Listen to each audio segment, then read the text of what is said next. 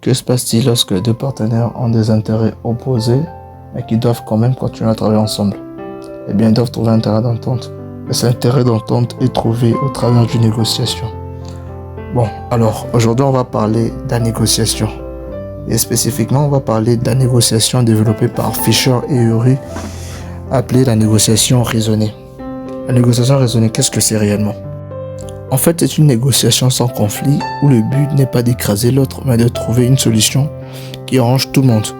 Et dans cette négociation, on ne cherche pas à gagner contre quelqu'un, mais à résoudre le problème ensemble. Analysons d'abord le comportement de l'homme vis-à-vis d'une négociation. Lorsque on veut négocier, que ce soit un contrat, un accord, je ne sais pas moi, tout ce qui est négociable, on a toujours l'envie de gagner plus que l'autre. Alors que ce n'est pas tellement évident pour nous. Parce que on apprend que l'homme ne peut se développer seul. Donc, il a besoin de la société pour pouvoir se développer, s'épanouir correctement.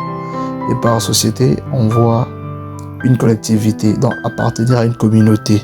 Et donc cette méthode des négociations qui prime la victoire, notre propre victoire, au détriment de l'échec de l'autre, c'est une méthode qui nous désavantage avec le temps. Pourquoi? Parce que cette méthode, elle crée des tensions, elle casse des relations et donne des accords temporaires. Pour le moment, tu gagnes, mais avec le temps, tu risques de te retrouver perdant. C'est pourquoi la méthode des négociations rationnelles, c'est une méthode plus conseillée parce que dans l'immédiat, tous les deux sommes gagnants-gagnants. Il va s'installer une relation de confiance entre nous, laquelle relation nous poussera à négocier tout ce qui est négociable sur le long terme. Pour aboutir à une négociation raisonnée, Fisher et Ury ont mis en place quatre principes, lesquels principes nous aideront à aboutir à cette négociation. Premièrement, nous avons le principe qui demande de séparer la personne du problème. À quoi consiste-t-il? Dans toute négociation, les émotions peuvent créer des tensions. Et la négociation raisonnée recommande de ne pas attaquer deux personnes, mais de se concentrer uniquement sur le problème à résoudre. Cela permet de maintenir un climat de respect, de dialogue et de confiance. Le deuxième principe demande de se concentrer sur les intérêts et non sur l'opposition. Une position, c'est ce qu'on exige, tandis que l'intérêt, c'est la raison fondée de cette exigence.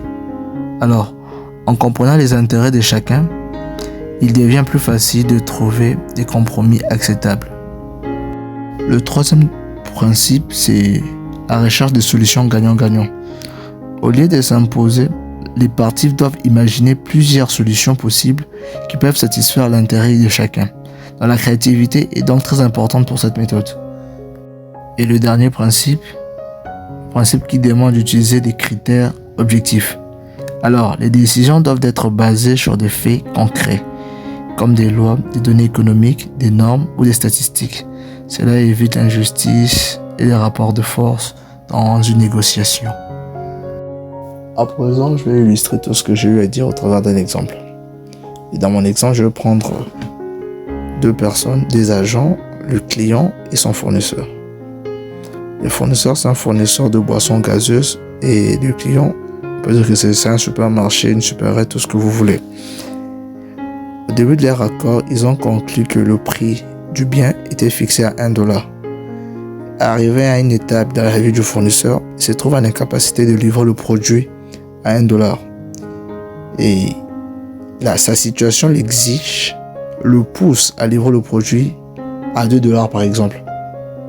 Et comme le client était habitué à vendre le produit à 1.5, et on va dire que le 0.5 constitue son bénéfice, il peut se dire que non, je ne veux plus prendre ton produit parce qu'il y a une tension qui naît. Le fournisseur ne peut plus continuer à livrer le produit au prix initial, alors que le client lui veut garder sa clientèle. Vu qu'il est habitué à vendre à 1.5, et il se peut que ses clients se retrouvent dans un marché de concurrence pure et parfaite. Donc, il ne veut pas sortir du marché. Et donc, pour éviter ce problème, le fournisseur et les clients se doivent de négocier. Et s'il passe par une négociation classique, le fournisseur dira au client: écoute, moi, je suis plus à mesure de te fournir le produit à $1. Donc je dois te le fournir à 2 $. Soit tu veux, soit tu veux pas. Soit je pars chercher d'autres clients. Dans la même mesure aussi, le client dira au fournisseur, écoute, si tu n'es pas dans la mesure de me fournir le produit à 1 $, je te lâche, je vais chercher un autre fournisseur qui sera en mesure de me fournir le produit. Alors dans ce cas, les deux parties, ils risquent de devenir perdants sur le long terme. Pour l'instant, ils peuvent se dire que non, on a fait une belle affaire de se séparer, alors qu'ils ne savent pas ce que la vie leur préserve. C'est alors qu'intervient la négociation raisonnée. Les deux acteurs font face à un problème chacun. Le fournisseur, lui, a un problème de coût et le client a un problème de marge sur les bénéfices.